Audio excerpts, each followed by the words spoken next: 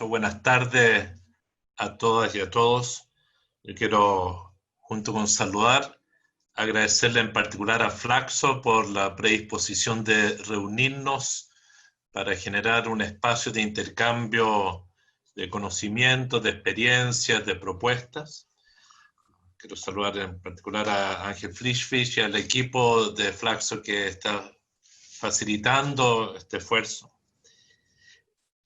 Y de una manera muy humilde quiero entregar algunas ideas porque me siento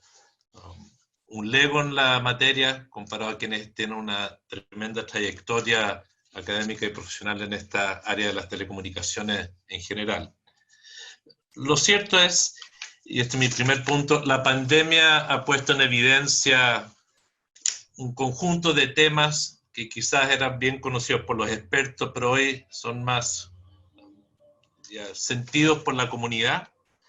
Se ha quedado en evidencia que el Internet es un servicio esencial para la vida de muchas personas. Se han quedado en evidencia las brechas, tanto territoriales como sociales, en particular en lo que es accesibilidad, y sea por o de otra naturaleza. Ha quedado en evidencia los problemas de continuidad e irregularidad de los servicios como pocas veces, y está entredicho la capacidad de garantizar aquello, lo que es la calidad. En el marco de la pandemia, entre el teletrabajo y el teleestudio, yo diría que solo en estos dos ámbitos han sido suficientes para generar una mayor conciencia de los problemas que hay en el sector, y eso sin duda genera una oportunidad. Y esto se da en un momento de tremendas transformaciones tecnológicas, de saltos cuánticos en la tecnología, desde la nanotecnología, la inteligencia artificial, lo que es el asomo de 5G, el debate del Internet de las cosas, de telemedicina, de logística en el área de educación.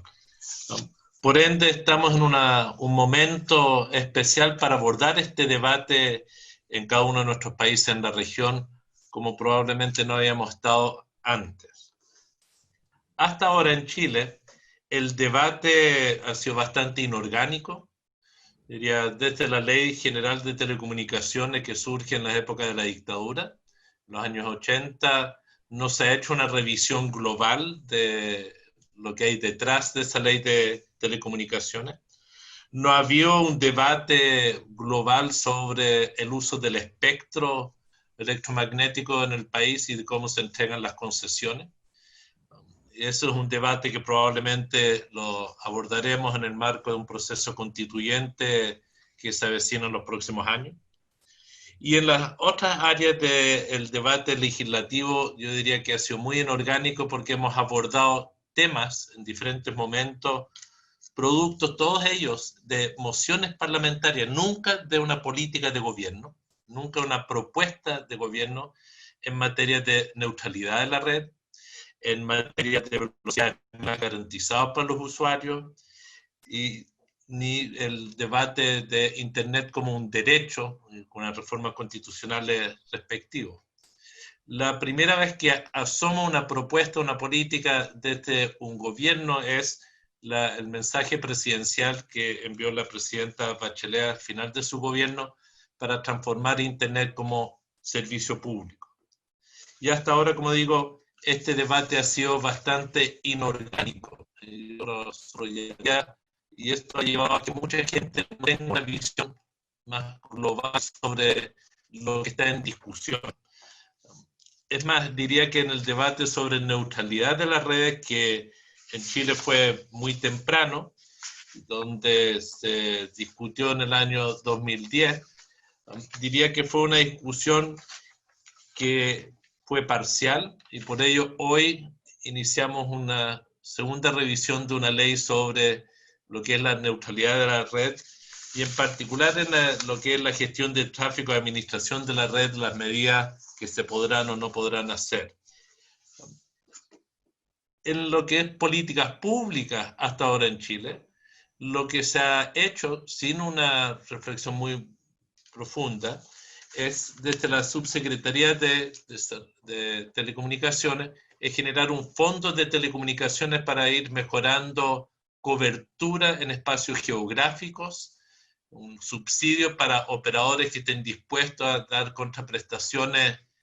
a cambio de recursos para cubrir territorialmente o partes del país. Quiero subrayar, hemos tenido un debate muy inorgánico hasta ahora. Y lo que se pretende al poner en debate en estos días el que Internet sea un servicio público, es para tratar de, desde ahí, generar un ordenamiento de un debate de época. Es evidente que en relación a estos temas va a estar la profundización de la neutralidad de la red, va a estar la implementación de la ley de velocidades mínimas, va a estar la ley de datos personales, que sin duda es de fundamental importancia para garantizar lo que es la propiedad de los datos, el uso de los datos, y este es un debate que evidentemente es muy sensible y que la gente lo nota aún más en la pandemia, porque la gente se da cuenta cuán utilizados son sus datos personales. A mí me ha sorprendido en estos días cómo la gente que está pegada a Netflix, productos de que están en cuarentena, les van mandando mensajes permanentemente de qué es lo que están viendo, qué es lo que deben ver. Es decir, cada vez hay más vivencias personales de usuarios de las redes o de Internet que ven cómo sus datos personales caen en manos de otros o cómo las usan para sus fines. Respecto al proyecto que se discute, la verdad es un proyecto que es bastante simple. Lo que propone es simplemente reconocer en la ley de telecomunicaciones de que Internet debe ser un servicio público que debe garantizarse el acceso a Internet. En segundo término, una segunda modificación, el plazo para cumplir con esta obligación de parte de los proveedores. La ley en verdad es un primer paso para abrir el debate que tenemos en el país respecto a esto. Y en eso yo quiero tratar de compartir lo que fue el debate con un profesor que nos acompañó en la comisión, el profesor Cordero, de cómo se tiene que abordar este concepto de servicio público, porque es evidente que no es un concepto unívoco, no tiene una definición bastante diverso. En general, en los servicios públicos se asumen los conceptos de continuidad de los servicios que no deben ser interrumpidos, de regularidad de los servicios donde el Estado tiene un rol para fijar estándares, y el acceso igualitario, y sin duda es aquí el principal debate según la definición que tengamos de universalidad, de cómo comprendemos la universalidad del acceso. Y según el sector donde uno esté hablando de un servicio público, existen diferentes instrumentos para lograr esto. Y no porque sea un servicio público existen los mismos instrumentos, y eso es parte de la definición que está pendiente en nuestro debate, que es cuáles son los medios que va a utilizar el Estado para generar los incentivos para promover el acceso universal. Y es en ese marco que quizás hay que fijar ciertas definiciones de lo que es políticas públicas o resolver ciertas preguntas. Una que es quizás obvia, pero hay que preguntárselo, si es necesario reducir la brecha digital para garantizar el acceso. Es decir, tiene que haber una política pública especial para cerrar la brecha digital. En Chile, la primera vez que se definió o se aparece el concepto de brecha digital es en el año 2002, cuando se estaba haciendo una evaluación del instrumento público del Fondo de Desarrollo de las Telecomunicaciones. Y yo creo que esta es una pregunta que es media obvia la respuesta. La segunda pregunta es si la obligatoriedad del servicio en un territorio de una zona de servicio es una herramienta idónea para ampliar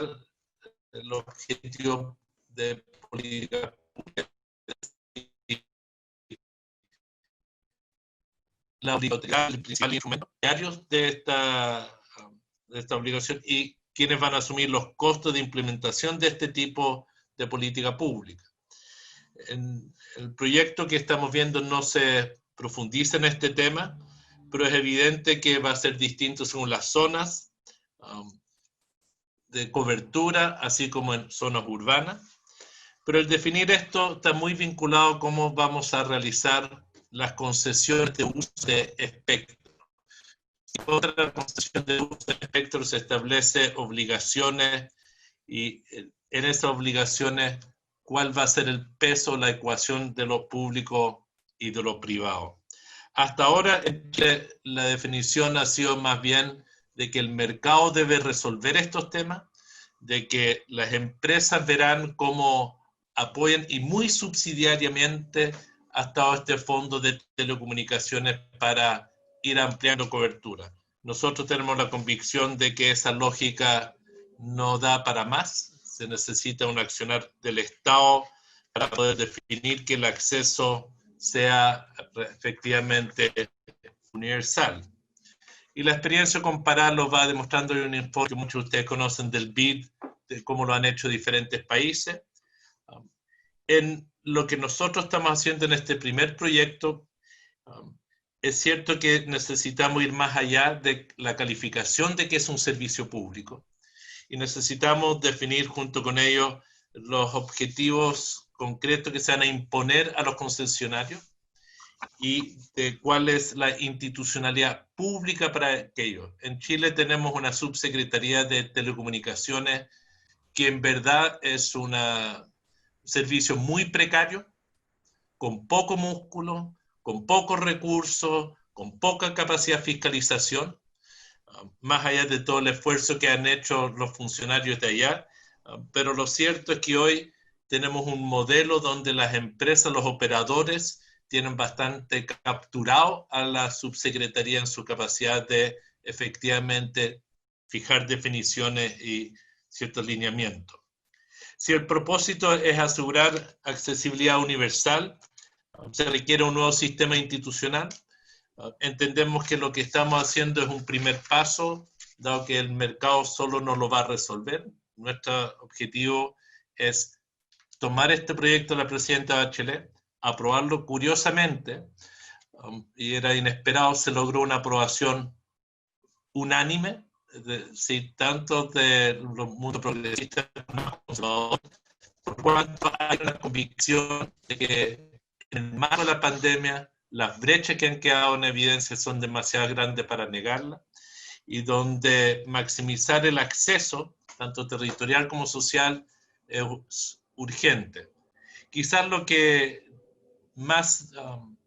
influyó para la decisión unánime era constatar que los procesos de teleeducación habían fracasado,